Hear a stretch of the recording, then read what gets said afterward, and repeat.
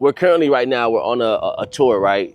We're on a 21-day, 7-city, 14-event tour. And one of the things that we've been doing is, sharing with people how they can earn money from the markets, earn money from the trading markets, earn money from, the foreign exchange markets, leveraging the platforms and the systems that we use. It's myself, my guy Drew, and Sai, right? We built tremendous amount of success in this space over the last couple of years. And I just wanted to come here and answer some questions that, people may ask, or people that people have wanted answered that we've been answering. And I just want to, come on here and make this video really quick and just kind of show you that if you do these things, you can be a profitable trader, right? And there's some things that we have to do in order to change our mindset, that I had to do in order to change my mindset when it comes to trading in the foreign exchange market. And yeah, so I'm gonna just answer some of these questions really quick, and then we can go from there. So question number one is this, and today's topic is this, right? What I wish I knew before I ever placed my first trade. So this video is gonna kind of be centered around the things that I wish I would have known, when I first got started trading. I started trading in 2017. My first trade was at my parents' house. I was up $40 in the blue. I started running around the house with my boy at the time who put me on the trading, and I was very excited because I now knew that I can create my own economy by leveraging trading, right? And so here's the first question I'm going to answer. What was the dumbest trade I ever took? Wow. So I'm going to reframe that question, right? So what was the dumbest trade I've ever took? The dumbest trade that I ever took was a trade that had no analysis behind it. Was a trade that didn't have a strategy behind it, where I was just looking and I just press buy and I press sell. And those are the types of trades that we want to stay away from, because in trading, what you need technical analysis. You need to see what's happening in the news. Is there a news folder? Is maybe there an event going on that can cause a disturbance in the market? When I'm trading, do I have a safety net? So if my account is at a certain number, do I have a safety net that I'm providing myself when it comes to that trading? Do I have a safety net that I'm providing myself, so if the trade goes opposite of where I think it's going to go, then it'll stop me out before I lose a lot of my account? Because the best thing to do when it comes to trading is to stay in the game long enough so you can get good enough without blowing your account. And I wish I would have known this when I first started trading. Like, what is my exit strategy? When I get to a certain amount of percentage on my account, am I going to exit? Or when I take profit, am I going to exit? When my trade is going in my favor and it's up a certain amount of pips, am I putting my stop loss at break even, right? Am I taking partial profit? So when my stop loss is at break even, am I taking 25, 30, 40, 50% off the top so I can lock in some profits? You can never go broke when you're getting profits, right? So that is the dumbest trade I ever took. And it will continue to be the dumbest trade that I will ever take, because I don't have proper analysis, right? Trading is sort of like, when you're taking a test and you have 3 or 4 answers and you don't necessarily know the answer for sure, but based off of the context, based off of the clues, based off of the content, you understand, hey, this could be the best possible answer for this question. And that's kind of how trading is.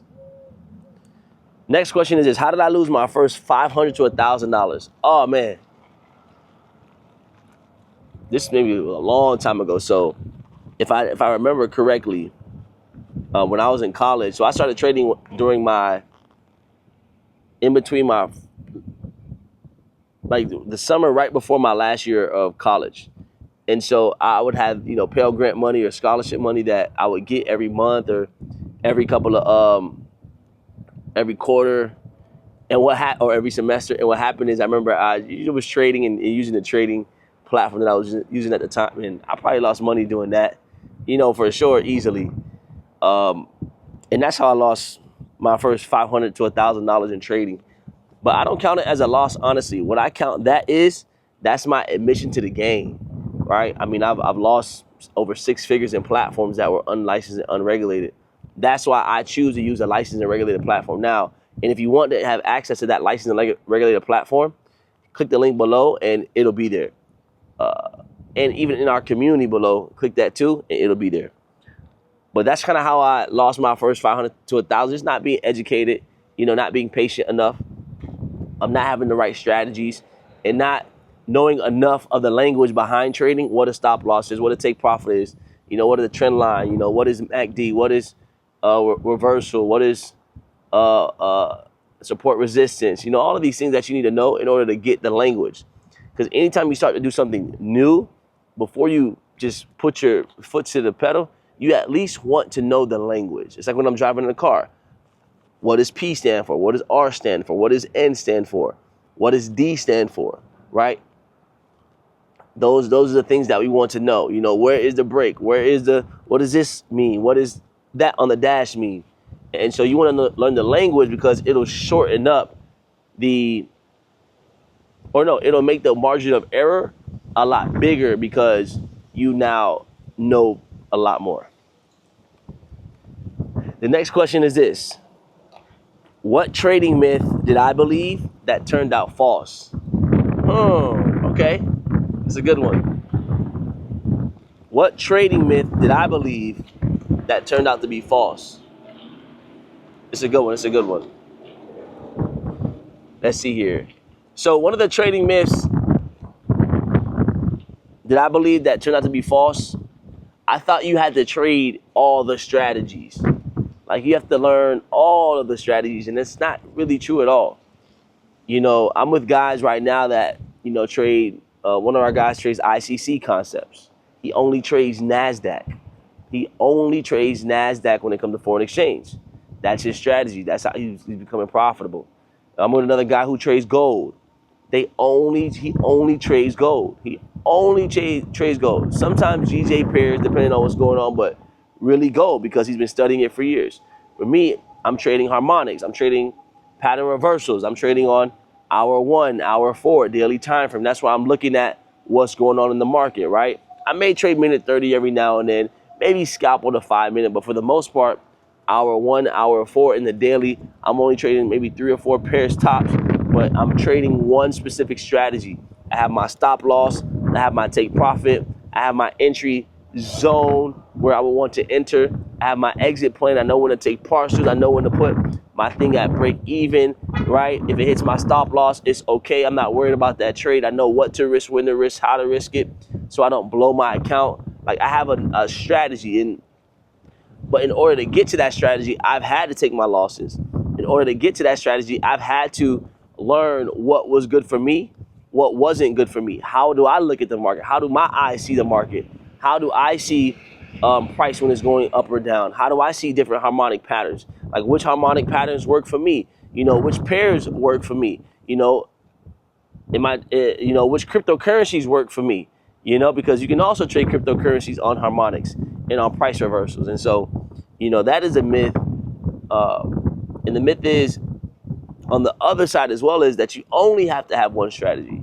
And I also don't believe that.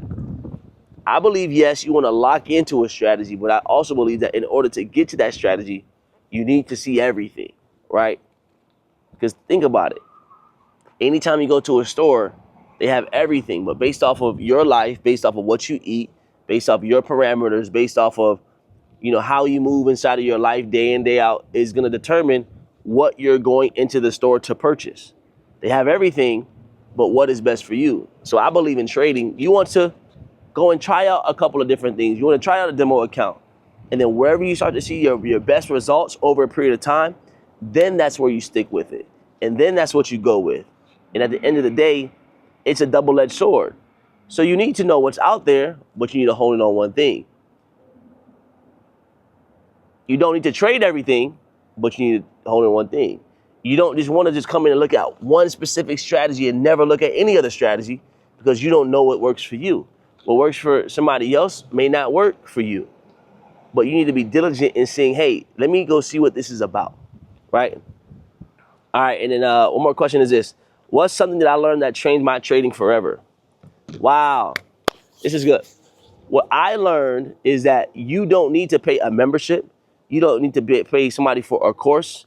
You don't need to pay to play in this market. You can literally learn for free. When I first got started, I was paying a membership, and it was great because I was building community. I was around people who were trading. But when I sat back, I was like, you know what? I don't need this in order to actually learn. There's YouTube. There's people willing to teach you for free, which is me, right? Which is our community, right? And then also on the back end of that is that the most important thing I learned is the platform matters, right? I believe that licensing and regulation in today's society in the Forex Wild Wild West is very important. Because when a platform, like the platform that I use, that everybody in our community use, which if you want to learn that platform, go down below in the description, create a free demo account. It's licensed and regulated. I've been I don't want to use the word scam, but I've lost money in platforms that were unlicensed and unregulated. And because it was unlicensed and unregulated, there was no fiduciary responsibility in order to pay that money out. I've had friends that have had millions of dollars on brokers, been kicked off of brokers. And the broker that we use right now is regulated and licensed through ASIC, 1 to 500 levers. They have their own platforms. Liquid Charge Pro. If you're overseas, you can use MT5. And then you can leverage that broker in order to share with your community so they now have a trusted platform. And so the platform matters. You don't want to be in a platform that you don't. All right, boss, have a good one. You don't want to be attached to a platform that there's no recourse. And that's important. When you make money, you want a platform that will pay out your money. So that's one of the most important things. Even with a prop firm, same thing. You want to just make sure that, things have integrity. And licensing and regulation helps that. And so now, I'm not saying that to say that you won't lose money or something won't happen, because you just never know. But there's less of a probability that something bad will happen, and there's more of a probability that something good will happen. So anyways, click the link below, join our free community. Hopefully this video sees you, and we're excited to keep it going. So make sure you stay tuned in so you don't get tuned out. We are the #1 trading platform in the world, in my opinion, but who knows?